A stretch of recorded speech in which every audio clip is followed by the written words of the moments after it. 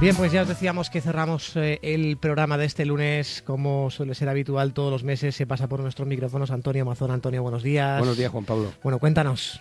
Pues en el programa de hoy vamos a centrarnos en la Corredera y sus aledaños. Una zona del Arrabal que ofrece pocos cambios en lo que a titulaciones se refiere, pero llena de historias interesantes. Y si nos da tiempo, comenzaremos con la de San Juan. Bueno, pues no perdamos el tiempo. Empieza cuando quieras, Antonio, cuéntanos. Como ya comentamos al iniciar el Arrabal hace 2 programas, a mediados del siglo XV comenzaron a llegar a Oriola nuevos pobladores. El Consell les ofreció tierras junto a los hostales y así se formó la vieja calle Corredora. El cronista Mosén Bellot lo cuenta así en sus anales de Orihuela. Año 1448. Venían muchos a poblar y ya no había solares que dar, y compró el consejo un pedazo de tierra junto a los hostales y lo repartió. También dijimos que Corredora o Corredera es un nombre que aparece en muchos callejeros de España asociados a calles rectas, pues significa lugar destinado para correr caballos o calle que antes fue corredera de caballos. Siendo tan antigua, esta calle supongo que habrá tenido también varios nombres, ¿no? Todo lo contrario. Solo presenta una variación y es del siglo XX. Bueno, sin tener en cuenta que pasó de corredora a corredera por el cambio de idioma del siglo XVIII. Conservó el título hasta el verano de 1908, cuando el concejal García Mercader propuso al ayuntamiento que una calle oriolana se llamase del pintor a Grassot, y que a ser posible fuese la de la corredera. Cito textualmente: por el aplauso que se tributaba y la estimación que se tenía en el mundo artístico de la pintura a las obras que llevaban la firma del ilustre hijo de Orihuela, Joaquín Agrasot y Juan. ¿Tan famoso era Agrasot? Tanto como para tener calle en Valencia y en Alicante. Este prolífico y afamado pintor abandonó Orihuela al cumplir los 20 años y no regresó jamás. Ni siquiera se presentó en la inauguración de la placa con su nombre. Don Joaquín rechazó la oferta alegando falta de salud. Pero como en todas estas calles tradicionales, el cambio no sirvió para nada. Eran ya muchos siglos de titulación y los oriolanos siguieron y siguen llamándola como sus mayores. Nunca he oído a un vecino nombrarla como calle del pintor Agrasot. Es la Corredera. ¿Qué más nos puedes contar de la Corredera entonces? Antes de seguir con ella, utilizaremos la travesía hacia la Trinidad para hablar de un espacio aledaño que comenzó a urbanizarse más de un siglo después. Ya hemos mencionado alguna vez la importancia que tenía para el desarrollo de una zona la construcción de un convento. Entre la Corredora y el río quedaba un espacio despoblado conocido como las adoberías. ¿Y qué es esto de la adobería? Las adoberías fueron en Aragón lo que en Castilla se llamó curtidurías, establecimientos artesanos en los que se efectuaban labores relacionadas con el curtido y tinte de las pieles. Antes de llegar a manos de zapateros, guanteros o cualquier otro artesano que necesitase este material, los cueros pasaban por 2 tipos de profesionales: los blanquers, que raspaban carne y pelos, y los asanaors, que la adobaban con sustancias pestilentes. Estos negocios, necesitados de mucha agua y espacio para el secado, eran foco de insoportables hedores, por lo que estaban situados en lugares apartados de la población y muy cerca del río, como este. O sea que otro de esos sitios ideales para vivir al laico, ¿no? Imagínate cómo llegaban las pieles de la carnicería, sucias y con trozos de carne pegada. Para limpiarlas, las sumergían en abundante agua que eliminaba los restos y pelos, residuos que iban a parar al río. Y luego los tratamientos a base de sustancias químicas que a veces llevaban en su composición orina y excrementos animales. En recuerdo de aquellos sufridos artesanos quedó el título de adoberías, pero por motivos que desconozco, el nombre se corrompió en el siglo XX pasando de adoberías a ahobería, palabra que no significa nada y que rotula la calle que discurre junto al convento. Supongo que hablas del convento de la Trinidad, ¿no? El mismo. La zona cambió radicalmente con la llegada de los trinitarios en 1558.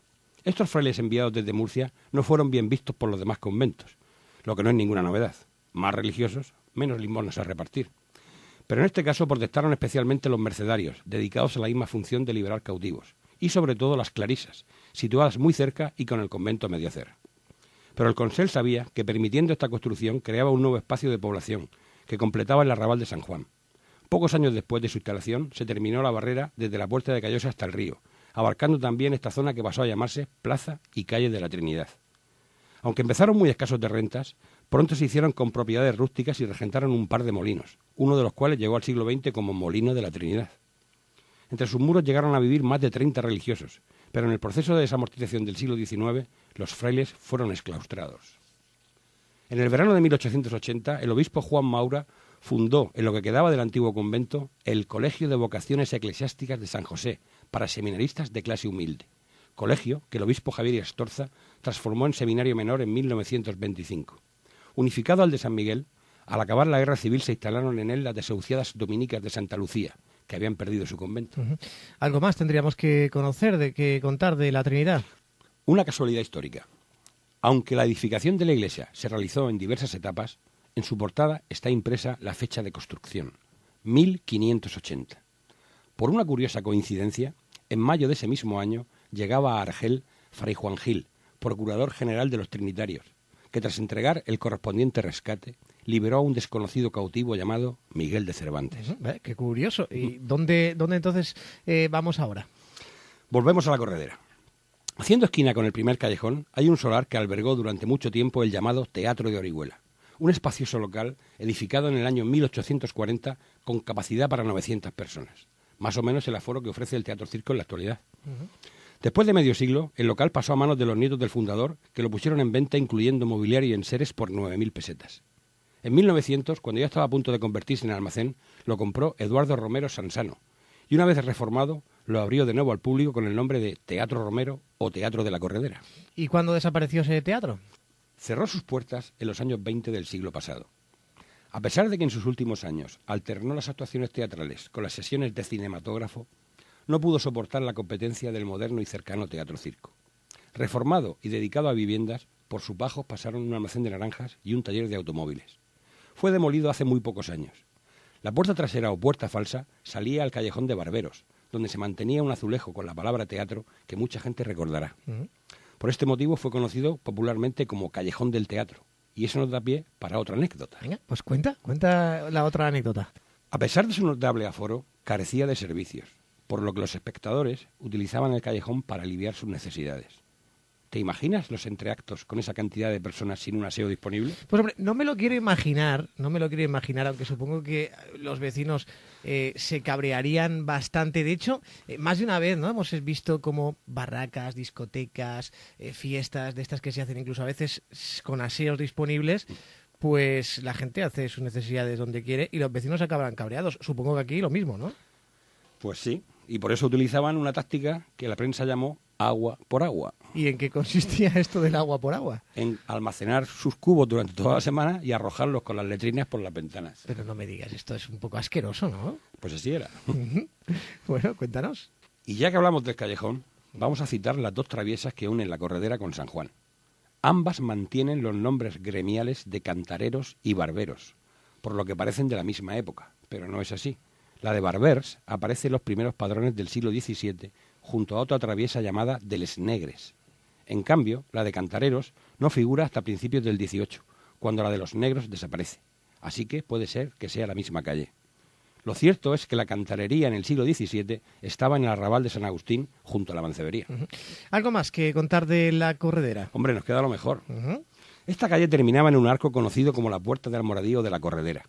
Cuando comenzó a poblarse, un sacerdote de noble familia y vecino de la calle, llamado Pere Brizuela, construyó sobre la acequia y muy cerca del arco una modesta ermita bajo la advocación de Nuestra Señora de la Asunción y San Ambrosio Obispo. Dotada de torre y campanas, a su muerte la donó en escritura a los vecinos de la calle, que en ella lo enterraron. En 1510, con motivo de una terrible peste, cambiaron la advocación mariana de la Asunción por la de la Salud, y del copatrono San Ambrosio nunca más se habló. Pero la noche del 17 de diciembre de 1591, el edificio se desplomó, matando al sacristán y a su mujer ante el asombro de la ciudad. El obispo reunió a los vecinos propietarios para que intentasen reconstruirla, pero la falta de recursos obligó al consell a demolerla, descubriendo la acequia. Desaparecida esta, los terrenos fueron devueltos al heredero de Brizuela. Los restos del fundador pasaron a la merced y las imágenes que en ella se veneraban fueron repartidas entre diferentes templos, con excepción de la Virgen de la Salud, que a petición de los vecinos se quedó en casa de un tal Juan Jiménez hasta que pudiesen reedificar la capilla. El arco de la Corredera fue ampliado en 1602 para adaptarlo al paso de carros, y los vecinos aprovecharon la ocasión. Esta fecha, aportada por Ojeda Nieto, se acerca mucho a la de 1608, citada por Gisbert para situar la construcción de la capilla sobre dicho arco o puerta, al estilo de la ermita que se conserva en la calle de arriba.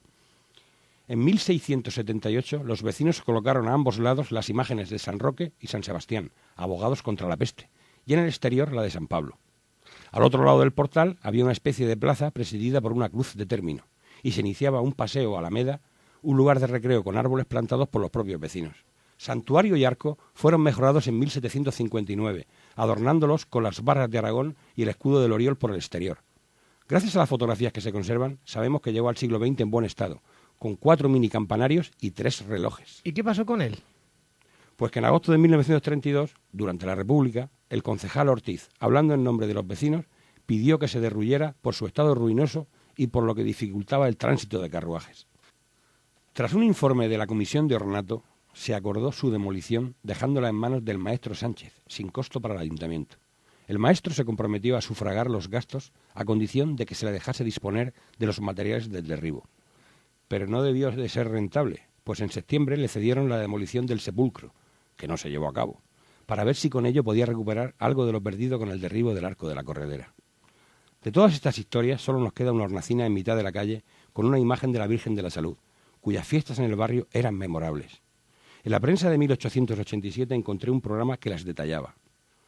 Con la corredera vistosamente engalanada e iluminada por las noches, la fiesta empezaba el viernes por la tarde con dulzaina, repique de campanas, morteretes y el disparo de cohetería, actos que se repetían el sábado y el domingo a las 5 de la mañana. La laureada banda de música de los niños de la Beneficencia de Murcia acompañaba a la imagen mariana desde su ermita a la iglesia de San Juan. Por las noches, conciertos y bailes. El domingo, misa, sermón y divertidos juegos populares como la cucaña o las carreras de sacos. La fiesta terminaba con la vuelta a su ermita de la imagen, serenata final y ascensión de un globo monstruo. Un globo monstruo, dices. Bueno, ¿qué diferencia de divertirse con respecto a lo que se hacía antes a lo que se hace hoy en día, ¿eh? Que los críos nada más que necesitan una videoconsola. Pero bueno, es lo que hay, ¿no? Estamos hablando del siglo XVII, XVI... No, 19. Aquí ya 19, año 1887. Los globos son cosas del 19. Sí, bueno, claro, estamos hablando de las fiestas de la Virgen de la Salud. En 1887. 1887, con cucaña y con carrera de sacos. Bueno, vamos, Antonio, si te parece, pasamos entonces a la de San Juan. Sí, pero antes quiero comentar que la actual calle Ronda de Santo Domingo es la suma de 3 barreras que aparecían en los padrones del 19. La de la Corredera, la de San Juan y la del colegio. Como recordarán nuestros oyentes, las barreras eran algo así como calles de una sola acera. Enfrente quedaban los huertos de los vecinos y el camino de Almoradí. De ahí el nombre adoptado por esa zona, Los Huertos. Y ahora sí pasamos a la calle de San Juan, que también terminaba en un arco, pero de época posterior, y más estrecho que los del colegio y la Corredera. Fue edificado en los umbrales del siglo XVIII y le colocaron una imagen de la Virgen del Remedio. Renovado en 1765, al igual que el de la Corredera, desapareció también en el siglo XX. La última noticia que encontré sobre él es de diciembre de 1915, cuando los vecinos se quejaron de que la vibración de la bomba de agua que habían instalado en la acequia arruinaba su arco de la Virgen del Remedio. Demolido la imagen mariana permanece ahora en una hornacina situada en un lado de la calle. ¿Y qué nos puedes contar de ella? ¿Algún cambio de nombre? Pocos. La calle de San Juan solo modificó su titulación por los vaivenes políticos del siglo XX. En la República, ¿no? Como siempre. Así es. En mayo de 1931 se rotuló como calle de José Rogel Soriano. ¿Y sabemos quién era este tal José Rogel?